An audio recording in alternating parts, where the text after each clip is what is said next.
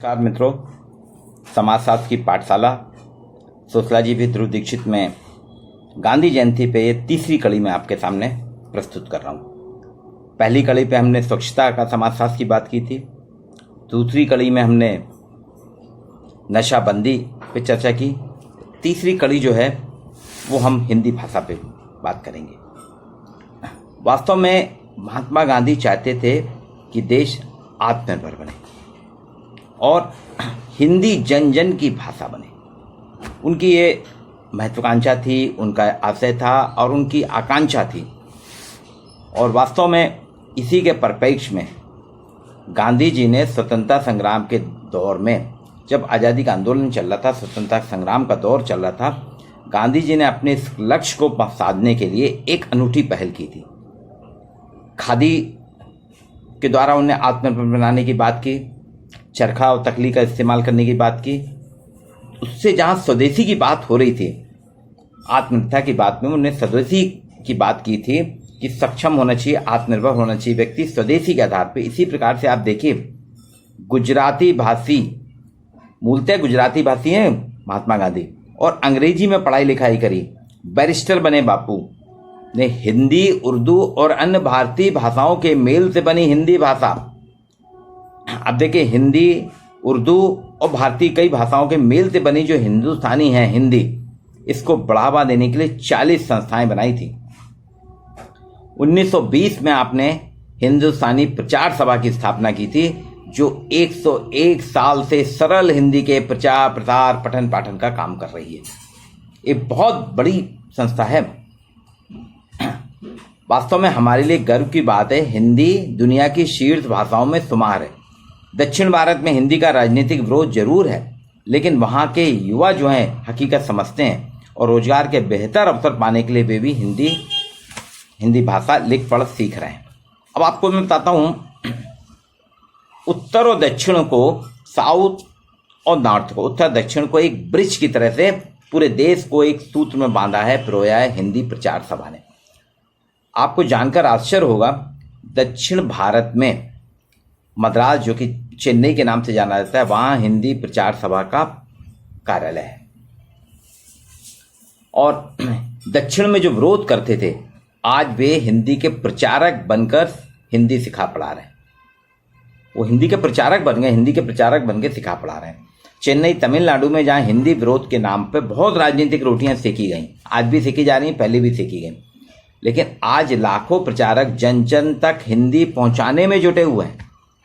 कभी हिंदी का विरोध करने वाले कई नेता भी आज दक्षिण भारत में हिंदी प्रचार सभा से जुड़कर हिंदी सीख रहे हैं और सिखा रहे हैं।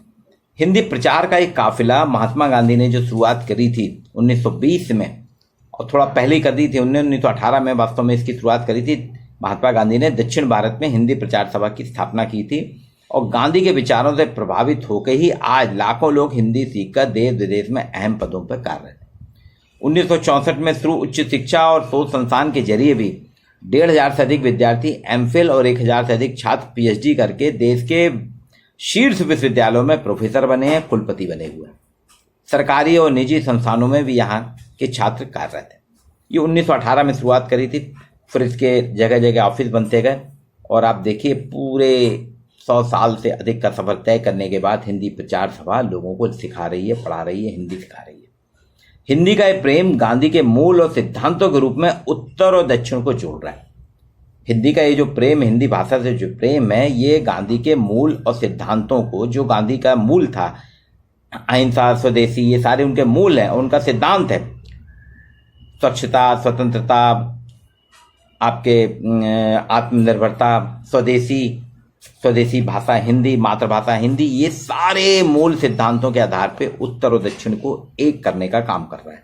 दक्षिण राज्यों में हर साल 35,000 विद्यार्थी विशारद और 25,000 विद्यार्थी प्रवीणता की परीक्षा पास कर रहे हैं।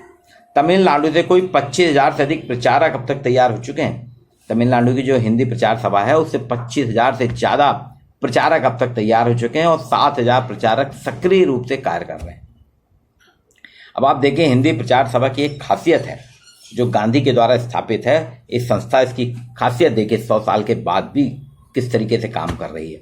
यहाँ हिंदी से अंग्रेजी और अंग्रेजी से हिंदी अनुवाद के पाठ्यक्रम भी चलाए जा रहे हैं। हिंदी का अंग्रेजी में अनुवाद और अंग्रेजी का हिंदी में अनुवाद करने वाले पाठ्यक्रम चलाए जा रहे हैं। इसका मूल मकसद जो है, इसका कारण क्या है, हिंदी सीखने वाले बच्चे सिर्फ हिंदी तक ही सीमित ना रह जाएं और स्थानीय लोगों का जुड़ाव भी इसमें हो सके। इसलिए हिंदी तमिल, तमिल हिंदी, कन्नड़ हिंदी, मलयाली हिंदी, हिंदी मलयाली, ये सारी भाषाओं को जोड़ा जा रहा है। अब स्नातक से ऊपर जो होते हैं छात्र, उनको यहाँ प्रमुख रूप से कंप्यूटर भी सिखाया जाता है। एक डॉक्टर LVK श्रीधरन है चेन्नई के, वो कह रहे हैं नई पीढ़ी की रुचि हिंदी सीखने में जगी है। अब नई पीढ़ी की रुचि हिंदी सीखने में जगी है। वे लिखने के बजाय बोलचाल में हिंदी की दिलचस्पी दिखा रहे हैं। लिखने में तो नहीं, पर हाँ बोलचाल में हिंदी बोलने में, वार्तालाप करने में, संवाद करने में बहुत दिलचस्पी दिखा रहे हैं। वो खुद कहते हैं LVK श्रीधरन चेन्नई के कि मेरी मातृभाषा तमिल है, घर में हिंदी का कोई माहौल नहीं, तमिलियन बोलते हैं सब, तमिल भाषा बोलते हैं, हिंदी कोई नहीं बोलता। लेकिन ना केवल मैंने हिंदी सीखी बल्कि PhD करके हिंदी में चेन्नई के एक कॉलेज में 30 साल से हिंदी का अध्यापन करा रहा हूं। अब सोचिए 30 साल से हिंदी का अध्यापन करा रहा हूं। ऐसे ही डॉक्टर खेम सिंह डहेरिया हिंदी में MA करा, हिंदी में उन्होंने रानी दुर्गावती विश्वविद्यालय से PhD करी। केसरवानी महाविद्यालय जबलपुर में हिंदी के सहायक प्राध्यापक में उनकी नियुक्ति हुई। हिंदी लिखते थे, हिंदी में बहुत अच्छा उनका दखलंदाजी है। फिर वो अमरकंटक केंद्रीय विश्वविद्यालय जनजाति, इंदिरा गांधी जनजाति केंद्रीय विश्वविद्यालय अमरकंटक में रीडर के पद पे गए। और आज देखिए मध्य प्रदेश के इकलौते अटल बिहारी वाजपेयी हिंदी विश्वविद्यालय के कुलपति हैं। भाषा व्यक्ति को कहाँ से कहाँ तक निखारती है, कहाँ से कहाँ तक पहुँचा देती है। किसी ने सोचा भी नहीं था कि हिंदी का एक छात्र, एक सामान्य घर से आने वाला हिंदी का एक छात्र एक दिन हिंदी विश्वविद्यालय के कुलपति पद को सुशोभित करेगा। ऐसी देखिए श्री LVK श्रीधरन, जिनके घर में हिंदी का कोई माहौल नहीं, सब तमिल बोलते हैं, उन्होंने हिंदी सीखी, हिंदी में PhD करी और चेन्नई के एक कॉलेज में पिछले 30 साल से हिंदी पढ़ा रहे हैं। हिंदी का जो सपना गांधी ने शुरू करा था हिंदी प्रचार सभा के माध्यम से, हिंदुस्तानी प्रचार सभा, वो धीरे धीरे बढ़ता जा रहा है। और आप देखिए कि हिंदी का महत्व इतना बढ़ रहा है कि हर क्षेत्र में आज तो कंप्यूटर, मोबाइल, गूगल सबको हिंदी कन्वर्शन करना पड़ा, कीबोर्ड हिंदी का बनाना पड़ा है। और आप देखिए मीडिया में सबसे ज़्यादा हिंदी का ही प्रयोग हो रहा है। महात्मा गांधी की जो आकांक्षा थी हिंदी जन जन की भाषा बने, उसे टेक्नोलॉजी ने पूरा किया है। वो टेक्नोलॉजी उसको पूर्ण कर रही है। वास्तव में समय के साथ लोगों की सोच भी बदली है। हिंदी के प्रति कोई कारत नहीं है, हिंदी के प्रति कोई भेदभाव नहीं है। गैर हिंदी भाषी युवा विश्वविद्यालय में पढ़ाई कर रहे हैं, राष्ट्रीय अंतर्राष्ट्रीय विषयों पर PhD कर रहे हैं। वर्धा में महात्मा गांधी हिंदी अंतर्राष्ट्रीय विश्वविद्यालय है, वहाँ के हिंदी अधिकारी से बात हुई है और राजेश यादव जी कहते हैं सेवाग्राम आश्रम बापू के व्यक्तित्व का दर्पण है। अगर आप कोई भी व्यक्ति बापू को देखना चाहता है, समझना चाहता है, महात्मा गांधी को जानना चाहता है, तो उसको वर्धा के सेवाग्राम आश्रम में जाना पड़ेगा। वहाँ वर्धा जो है महाराष्ट्र में नागपुर के पास है, नागपुर से करीब 60 किलोमीटर की दूरी पे वर्धा।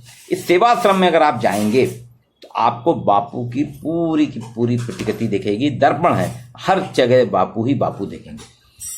बापू यहाँ 1936 से 1948 तक 12 साल यहाँ पे रहे हैं। विनोबा भावे का भी है वो आश्रम। और स्वतंत्रता आंदोलन की दिशा तय करी है महात्मा गांधी ने वर्धा आश्रम से। वर्धा में साबरमती आश्रम की तो हम सभी चर्चा करते हैं, दांडी यात्रा साबरमती से निकली थी, नो डाउट साबरमती का अपना अलग योगदान है। लेकिन 12 साल जो वर्धा में महात्मा गांधी ने बिताए 1936 से 1948 तक, स्वतंत्रता आंदोलन की दिशा रूपरेखा यहाँ पे तय हुई है। यहीं से स्वदेशी खादी जैसे स्वावलंबी कार्यों का संचालन इस आश्रम से महात्मा गांधी ने किया। इसके साथ ही साथ हिंदी को जन जन की भाषा बनाने का कार्य भी, आत्मनिर्भर हिंदी के माध्यम से बनाने का काम भी गांधी ने वर्धा आश्रम से किया है। उनका सपना था कि तालीम के बाद कोई भी युवा, तालीम के बाद जो शिक्षा ग्रहण करने के बाद कोई भी युवा बेरोजगारों की लाइन में, बेरोजगारी की पांत में ना खड़ा हो। इसलिए आप देखिए पिछले हिंदी का क्या हुआ है बदलाव। पिछले 5-10 साल से अंग्रेजी से हिंदी में अनुवाद कर रहे अतुल कुमार कहते हैं हिंदी में काम के अवसर निरंतर बढ़ रहे हैं। विदेशी कंपनियां, दूतावास अनुवादकों की मदद ले रही हैं। जरूरी नहीं कि सभी को सरकारी नौकरी मिले, वह खुद को तैयार करें, काम की कोई कमी नहीं है, जैसा काम करेंगे वैसी आमदनी होगी। कल विश्व अनुवाद दिवस भी था और विश्व अनुवाद दिवस पे आपने देखिए आज अनुवादकों की बहुत मारामारी है। हमारे पास अच्छे अनुवादक नहीं है। कोर्ट का काम हो, शासकीय कार्य हो, प्राइवेट कंपनियों के काम हो, इनको अनुवादकों की ज़रूरत होती है। अगर आप हिंदी भाषी हैं और हिंदी और अंग्रेजी दोनों भाषाओं में आप अपने आप का आधार बनाते हैं, एक अच्छे अनुवादक बनते हैं, तो आपको रोजगार मिलने में कहीं कोई कठिनाई नहीं होगी। मैंने हिंदी के प्रोफेसर स्थानीय महाकौशल कॉलेज, शासकीय स्थानीय महाकौशल कॉलेज जबलपुर के प्रोफेसर अरुण शुक्ला जी से बात की। वो कह रहे हैं अगर आपके इरादे गांधी जैसे हों, गांधी जी के जैसे आपके इरादे सशक्त हों, तो आप देखिए सिर्फ 1 दशक में हिंदी रोजगार की भाषा बन जाएगी। ये प्रोफेसर अरुण कुमार शुक्ला जो कि शासकीय महाकौशल कॉलेज जबलपुर में हिंदी के प्राध्यापक हैं, पिछले 30 साल से हिंदी का अध्ययन अध्यापन कर रहे हैं। वो कहते हैं जिस तरह से गांधी जी ने खादी को जन जन के का वस्त्र बना दिया, आत्मनिर्भरता को जन जन का नारा बना दिया, इसी तरीके से उनका जो सत्याग्रह आंदोलन था, जन जन का आग्रह हुआ, उसने भारत को आज़ादी दिलाई। अगर आपके इरादे, हर व्यक्ति के इरादे गांधी के समान हों, तो आप देखिए सिर्फ 1 दशक यानी 10 साल में हिंदी रोजगार की भाषा बन जाएगी। अभी हमारे यहाँ क्या है, अभी कल ही मैं देख रहा था यूपीएससी का रिजल्ट आया है, उसमें जो लिस्ट आई है आपको ताज्जुब होगा कि 90% अंग्रेजी भाषी छात्र पास हुए हैं, 10% से भी कुछ कम है संख्या हिंदी भाषा में परीक्षा देने वाली को मेरिट में वो आए भी नहीं। तो एक ये ड्रॉबैक है जिसको, इस मिथक को अरुण शुक्ला जी कहते हैं, इसको हमें तोड़ना होगा कि हिंदी भाषी सफल नहीं हो सकते। लेकिन आपको इरादे गांधी के समान, आपको मजबूत इरादे रखना होंगे। अगर आपके इरादे मजबूत होंगे, आप मजबूत शक्ति के साथ, इच्छा शक्ति के साथ हिंदी के साथ जुड़ेंगे, हिंदी का प्रयोग करेंगे, हिंदी का उपयोग करेंगे, तो हिंदी रोजगार की भाषा बन जाएगी। तो हिंदुस्तानी प्रचार सभा जो समाजशास्त्र की पाठशाला की तीसरी कड़ी है, उसमें मैंने कहा कि 100 साल से हिंदी को जन जन की भाषा में जुटी ये संस्था महात्मा गांधी की देन है। महात्मा गांधी ने हिंदी प्रचार सभा की स्थापना की थी और हिंदी प्रचार सभा जो है आज अपने आप में एक महत्वपूर्ण बिल्डिंग बन गई। ये यूनिवर्सिटी से कम नहीं है। हिंदी प्रचार सभा एक तरीके से आप कहेंगे इसको विश्वविद्यालय के समकक्ष है ये। और वर्धा का अंतर्राष्ट्रीय विश्वविद्यालय हिंदी पे बहुत कम काम कर रहा है। वहाँ के कुलपति रजनीश शुक्ल जी तो सारे लेख, सारे उनके वेबिनार 2 साल से मैं देख रहा हूँ कि हिंदी भाषा में हुए। संस्कृत के हैं लेकिन उन्होंने हिंदी पे ज़्यादा काम किया।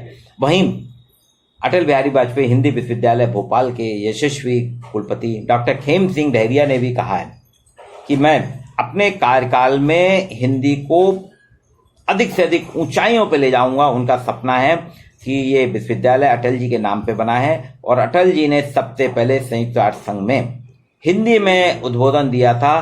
तो मैं भी आज से हिंदी में ही सब जगह सारे काम करूंगा। हस्ताक्षर भी वो कह रहे हैं कि मैं अपने बदलूंगा, हिंदी में हस्ताक्षर करूंगा। अपनी नेम पट्टिका, जो नाम पट्टिका रहती है, सब हिंदी में। और प्रेरित करूंगा अपने सभी से कि आप अपने लेटर पैड, विजिटिंग कार्ड, अपने घर के नाम पते सब हिंदी में प्रयोग करें, हिंदी का उपयोग करें। ये खेम सिंह डहरिया जी का कहना है कि मैं भी रोजगार की भाषा को हिंदी के रूप में कन्वर्ट करूंगा। तो जब हमारे सामने हिंदी के प्राध्यापक, हिंदी के लोग लगे हुए हैं, तो ये कहीं ना कहीं गांधी के इरादे को मजबूत कर रहे हैं। और वास्तव में वो दिन दूर नहीं जो अरुण शुक्ला जी कह रहे हैं, अगर आपके इरादे गांधीवादी हों तो 1 दशक में, सिर्फ 1 दशक में हिंदी रोजगार की भाषा बन जाएगी। जो कि अभी आज पिछले ये आज़ादी का हमारा अमृत महोत्सव है, हम अमृत महोत्सव में देख रहे हैं कि अंग्रेजी हमारी रोजगार की भाषा बनी हुई है।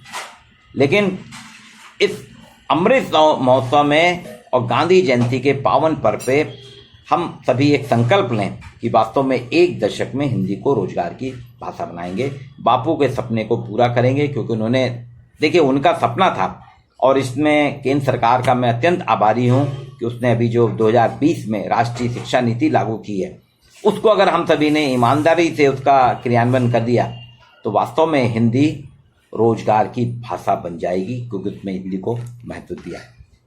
कल मैं आपके साथ गांधी जी के एक नए विषय पर चर्चा करूंगा। आज इतना ही। मेरे वीडियो को आप लाइक करिए, सब्सक्राइब करिए और इसको अधिक से अधिक लोगों तक पहुंचाइए। आपको मैं नए नए विषयों के साथ हर दिन एक नए विषय पे आपके साथ चर्चा करूंगा। आज के लिए इतना ही।